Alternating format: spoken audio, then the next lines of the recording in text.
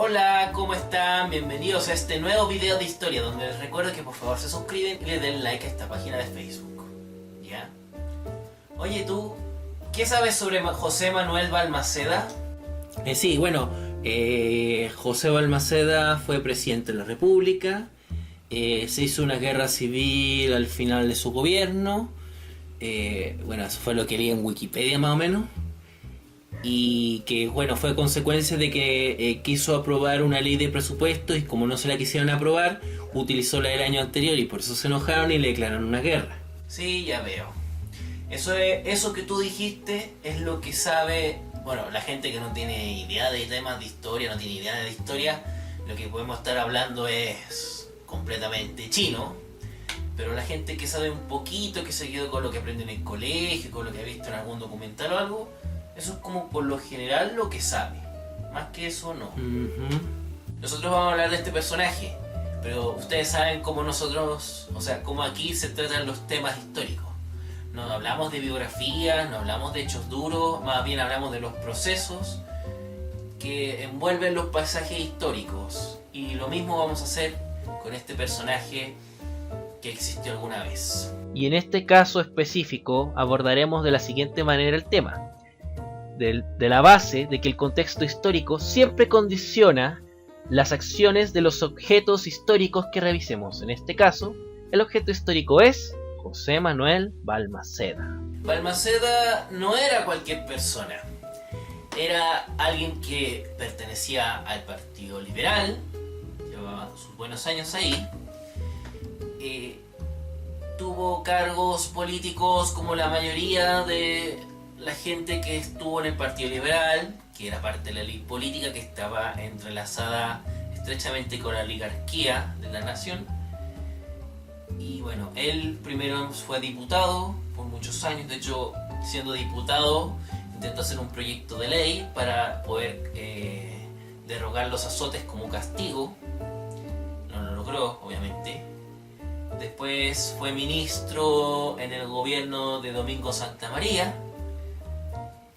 Y cuando Santa María deja la presidencia, él es nominado candidato a la presidencia. Y así fue como llegó a ser presidente. Pero para entender a Balmaceda, más que estos pequeños datos personales que son los únicos que vamos a decir, no necesitamos saber más. Eso es todo lo biográfico que vamos a decir. Para entender lo demás tenemos que entender, como ya mencionaba antes, el contexto histórico que envuelve a Balmaceda. Y eso implica, por ejemplo, saber de que, él era liberal. Los liberales existen durante todo el siglo XIX. Tiene su base en los criollos que lucharon por la independencia de Chile en manos de los españoles, porque esto era colonia española, esto ya lo hemos visto, no hay ningún misterio. Y de la independencia se pasa después al sexenio de O'Higgins, que después se pasa al periodo de ensayos constitucionales, que después se pasa al periodo de los gobiernos conservadores, donde se parte instaurando la república bajo el llamado orden portaliano, que se va modificando a medida que van pasando estos gobiernos conservadores, hasta después llegar al tiempo de los gobiernos liberales, que entre medio tienen un punto de inflexión, un corte, que sería la Guerra del Pacífico. Todo ese pasaje, todos esos episodios han tenido el desarrollo del liberalismo, de los liberales en el siglo XIX acá en Chile. Pero no solamente, ¿y qué implica que los años hayan pasado en los liberales? Les voy a decir. Los ex criollos que se terminaron siendo liberales, obviamente con el tiempo que iba a pasar con ellos, iban a fallecer, ¿cierto? Ya fallecieron y dieron paso a nuevos liberales, una generación más joven de liberales. O sea, la gente vieja va dejando espacio a gente nueva que la releva, que puede tener ideas más profundas o más progresistas o de diferente índole que las generaciones anteriores. Eso es obvio, eso es natural, eso pasa incluso el día de hoy con los políticos, se supone, pero eso es como el camino el camino natural que debería pasar ya. Digamos que la primera generación de liberales fueron estos ex criollos que adoptaron este camino. Y después viene una segunda generación, que yo diría que es los que crearon todos los movimientos políticos en el decenio 1840 y 1850, que incluso podrían entrar en ellos los liberales que después forman la Sociedad de la Igualdad, ¿ah? Y que después forman el Partido Radical, ¿ya? Después de esa generación viene otra, y en esa generación, esta generación de los movimientos como la Sociedad de la Igualdad, pudo influenciar directamente a liberales como Balmaceda, que vinieron inmediatamente después. Bueno, pues estamos hablando de liberales que siempre apoyaron una organización política basada en el desarrollo de la sociedad civil, una democracia representativa, un presidente con menos poderes, los cuales son traspasados al Parlamento, derechos individuales y colectivos, instituciones estatales completamente laicas, y en algunos se logró defender férreamente la creación de un Estado federal en Chile contra el gran centralismo que se venía dando desde los tiempos de la colonia. ¿Ya? Bueno, en eso siempre hubo consenso dentro de los liberales. Claro que siempre hubo diferencias entre ellos, porque hubo liberales que fueron más acérrimos a sus ideales, y otros que fueron más moderados y que se fueron incluso acercando a la postura de los conservadores. Si no hubiesen existido liberales más moderados, nunca hubiese existido la fusión liberal conservadora que se crea para derrocar al presidente Manuel Montt, donde estaban los conservadores monbaristas que formaron el Partido Nacional, para derrocarlos del gobierno, y que gracias a ella después se terminan instalando los liberales en el poder. Si no, nunca hubiese existido. Y tampoco el ala más extrema de los liberales se hubiese separado del partido y hubiese creado el suyo propio, que se terminó llamando Partido Radical. Pero las diferencias de los liberales no van necesariamente por lo político, sino más bien por lo económico. ¿Por qué? Porque la mayoría de los liberales defendía que Chile tenía que tener un modelo económico exportador de materias primas dentro del contexto de capitalismo que existía en la época. Eso era la mayoría. Y había un grupo minoritario que defendía que Chile debía crear sus propias industrias, y a través de esas industrias, exportar los productos manufacturados, y de esa riqueza vivir y generar, por ejemplo, las públicas, mejorar los servicios del país, aumentar el aparataje estatal. Eso implicaba en el grupo minoritario. Y este grupo minoritario era el que pertenecía a Balmaceda. Ya vamos diciendo dos elementos del liberalismo que rodeaba a Balmaceda, que son fundamentales para entender su comportamiento en el gobierno. Balmaceda era liberal, y era de los liberales que defendían la industrialización del país para generar riquezas propias. ¿Ya? ¿Cuál era el problema de defender esta creación industrial? Muy simple, atentaba contra los intereses de la oligarquía. De esa oligarquía dueña de las faenas mineras, dueña de los latifundios, dueña de las entidades financieras y banqueras del país. Vamos, de todos los que ganaban con el modelo exportador de materias primas. Atentaba contra ellos, y también atentaba incluso con la Constitución de 1833, que permitía que este modelo económico que acabo de decir funcionara. Porque este modelo exportador tampoco estaba hecho para que de por sí no permitiera el desarrollo industrial en Chile. Ya lo habíamos dicho, las pocas industrias que existen son por extranjeros, que tienen una especie de tiraje o de clientela bastante pequeña. Son como pequeñas empresas, lo que hoy día se llamarían pequeñas empresas, para que me entiendan. No tienen un tiraje mucho más allá, ni son empresas con reconocimiento a nivel nacional, ni tuvieron gran relevancia. Claro, a nivel local, quizás provincial o regional, eran muy importantes, pero a nivel nacional, ninguna. Pero bueno, vamos hilando un poco más fino. Veamos, Balmaceda defendía el desarrollo industrial, el desinterés económico de los empresarios industriales, mejor dicho.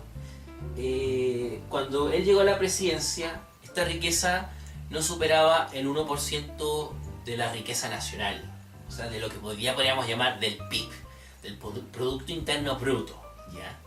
Por ponerlo en términos más actuales, ya, ojo, es solamente por eso, no que estoy hablando de PIB de 1886, que fue cuando asumió Balmaceda, no, por favor. Intentando reactivar, o sea, intentando incentivar este desarrollo industrial. Desarrollo industrial que se había quedado dormido en el decenio de 1850. Es decir, los gobiernos conservadores en cierto sentido impulsaron de cierta manera, quizás en muy pequeña escala, pero impulsaron el desarrollo industrial. Y cuando llegaron los liberales, eso se neutralizó. Que bueno, era obvio porque los liberales, dentro del liberalismo económico, estaban más acorde, bueno, iba más acorde con los planteamientos económicos esto de la exportación, pero también escondían el hecho de que ellos eran parte de la oligarquía nacional. Eso no era el gran problema, el problema era que el desarrollo del proyecto político de Balmaceda implicaba utilizar las riquezas del salitre, algo que la oligarquía jamás iba a permitir que se las quitaran de las manos. Y ahora vamos a ver esto con más detalle. Esto es muy importante, por favor, pongan atención, escuchen. Cuando se acaban las guerras del Pacífico, todos los recursos salitreros son propiedad del Estado.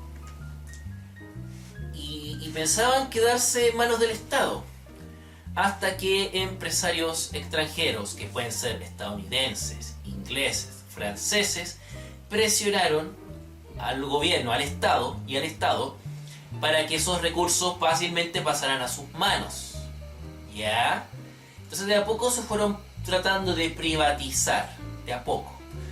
Balmaceda cuando llega, que si se fijan, Balmaceda llega pocos años después de haber terminado la guerra, 3 años después que se acabó la guerra del Pacífico, llega al gobierno, dice, él no quiere que el salitre que estaba en manos del Estado pasara totalmente a manos de privados. Quería dejar un porcentaje no menor, no insignificante, de producción salitrera en manos del Estado. Y con ello dejar parte de los ferrocarriles que iban desde las compañías salitreras hasta el centro del país. ¿Para qué? Porque con los excedentes de ese salitre en manos del Estado, o sea, ese dinero que iba a ganar el Estado por las riquezas del salitre que estaba en su propiedad, iba a impulsar el desarrollo, por un lado, de obras públicas, pero por otro lado el desarrollo de una producción industrial que iba a ser cada vez más grande, más amplia, iba a industrializar el país, que vendiera productos manufacturados y esos productos manufacturados aseguraran una riqueza permanente en el país, porque entre otras cosas Balmaceda preveía que el salitre tarde o temprano se iba a acabar, y si se acababa y nosotros no aprovechamos esa riqueza para industrializar el país, tarde o temprano íbamos a estar condenados a la miseria, a la pobreza, a que nuestra fuente de riqueza se iba a agotar. Es por esto que muchas personas, o algunas, mejor dicho, encuentran que Balmaceda fue un visionario, por esto que acabo de decir. Yo personalmente encuentro que más que visionario, digamos que fue proactivo. Y en Chile, desde tiempos memorables, la gente nunca ha sido proactiva. Las personas nunca han sido proactivas. O sea, esto no pasa solamente hoy día con los gobiernos truchos, con las autoridades truchas. Esto ha pasado toda la vida.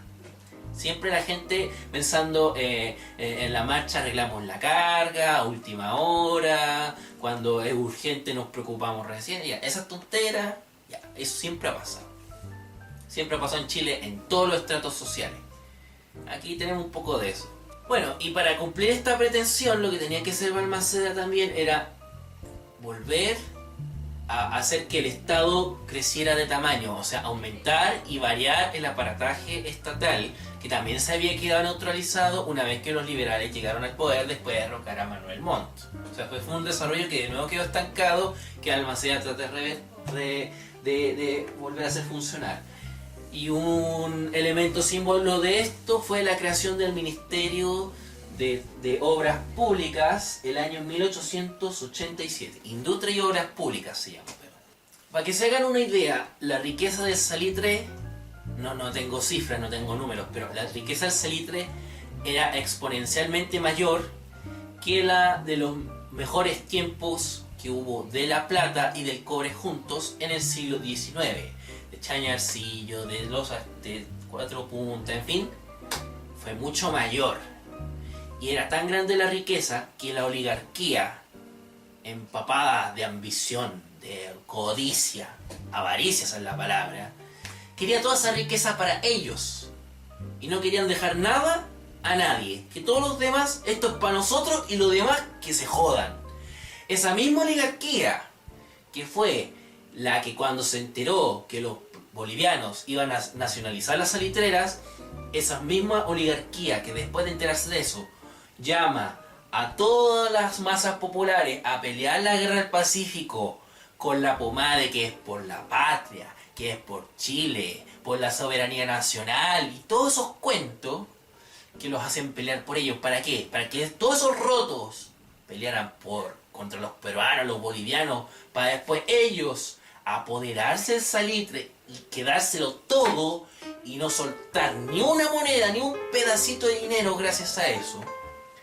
Para esa gente que peleó, que se desangró, para los familiares que murieron, porque el día de hoy, en ese entonces no existían ni indemnizaciones. Si ganaste una guerra bien, peleaste para la casa, no hay medallitas, no hay honores, no hay indemnización, no tienes subsidio, no tienes nada. Te vas para la casa callado y chao. Eso fue. Esa fue la guerra del Pacífico. Aún tienen, después de estas cosas, uno no debe darle vergüenza a la guerra del Pacífico, sinceramente. Y lo vuelvo a recordar. Bueno, es esta misma oligarquía que, viendo que Balmaceda iba a quitarle parte de esas riquezas del salitre, es por esa razón que los intenta derrocar. Así como hicieron una guerra para quitárselo a los bolivianos, así hacen una guerra con Balmaceda para quitar el salitre. ¿Y cuál fue esa guerra? La Guerra Civil de 1891. Y de ahí se entienden todas las acciones que se hubo contra el expresidente Balmaceda, acciones, gestos, movimientos, iniciativas, gestiones, todo para derrocarlo. Y ahí está lo que tú decías, eso de que no le quisieron aprobar la ley de presupuestos del año, creo que fue 1891, para que no pudiera gobernar, y que esa fue la razón por la que declararon la guerra civil después. Ya, ese es uno de tantas acciones que hicieron para quitarlo del poder, hacerlo a un lado. Sin embargo, hay otras que son importantes de ver, porque trajeron repercusiones que cambiaron la estructura política de ahí en adelante. Una de estas medidas es la creación de una nueva ley, que es lo que podríamos llamar ley electoral, que crea el voto secreto de sufragantes. Esto significa que se obliga a que cada votante haga el ritual de tomar la papeleta del voto, ir a una cámara secreta, un lugar donde nadie ve lo que vota, y de ahí depositar el voto ya cerrado en la urna sin que nadie vea lo que marcó, y por ende no se sepa qué fue lo que ha votado. Pero la más importante fue un cambio en el mecanismo electoral de una forma bien contundente. Pongan atención. Las elecciones, al estar a cargo de los intendentes y por ende de representantes del gobierno en las provincias, eran intervenidas por este, y al no haber controles claros de los resultados como hoy, los vicios como sobornos, suplantación de votos o superga, o también suplantación de votantes, intimidación física y amenazas de despido a funcionarios, entre otros, se dan con bastante frecuencia. El intendente deja de ser protagonista de las elecciones y por ende el gobierno turno ya no tiene asegurado que un sucesor de sus filas lo continúe. Los recuentos ahora son hechos en cada ciudad cabecera del departamento por juntas receptoras de votos. Los registros electorales son permanentes y no como antes, que se hacen cada vez que hay elecciones. Eso era tarea del intendente. Además, la entrega de votos deja de estar en sus manos. Mira, este sistema electoral se hizo única y exclusivamente para que el sucesor que Balmaceda designara para sucederlo en el cargo no saliera electo. Este sistema garantizaba que una minoría bien organizada pudiese ganar las elecciones, ¿ya?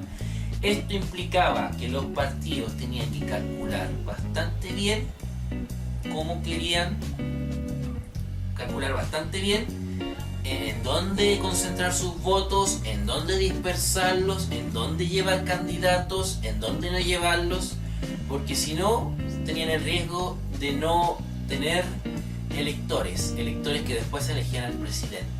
Ya. Pasaba que si concentraban los votos en uno o dos nombres, y solamente en ellos, no se podían elegir otros electores más que podían elegir presidente.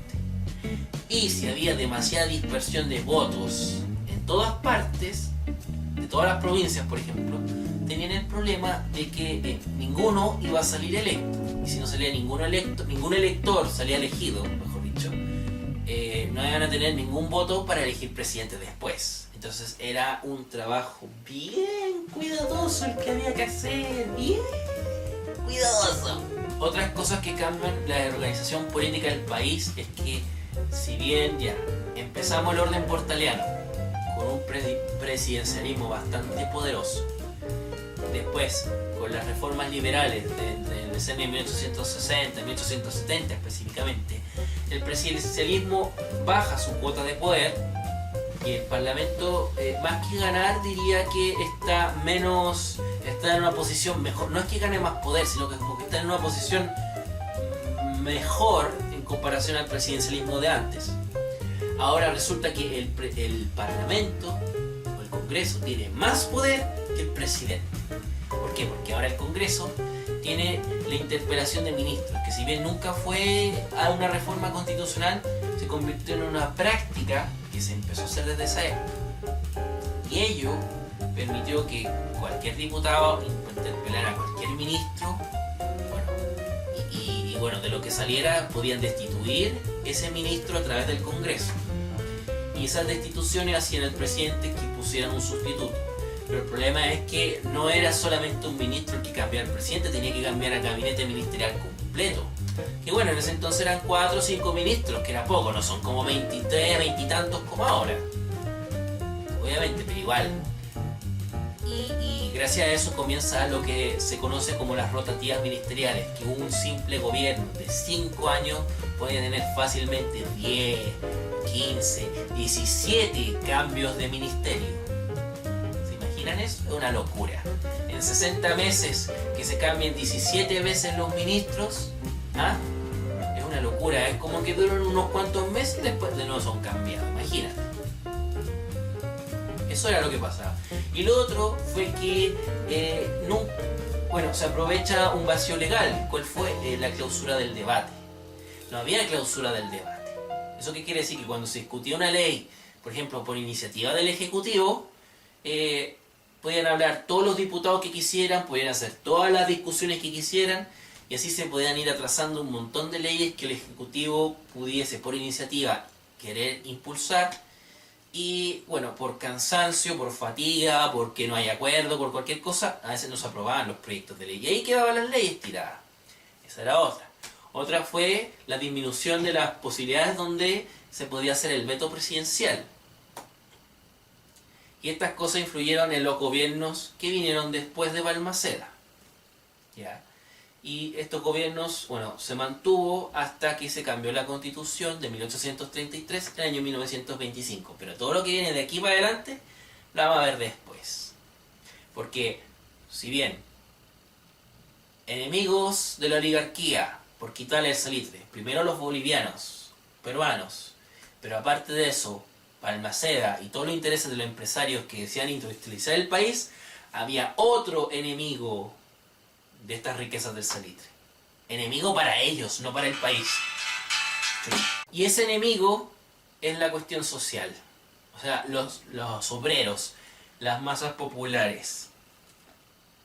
Y bueno, eso lo vamos a ver en el próximo video. Espero que este video les haya gustado. Cuídense que estén bien. Nos vemos. Adiós.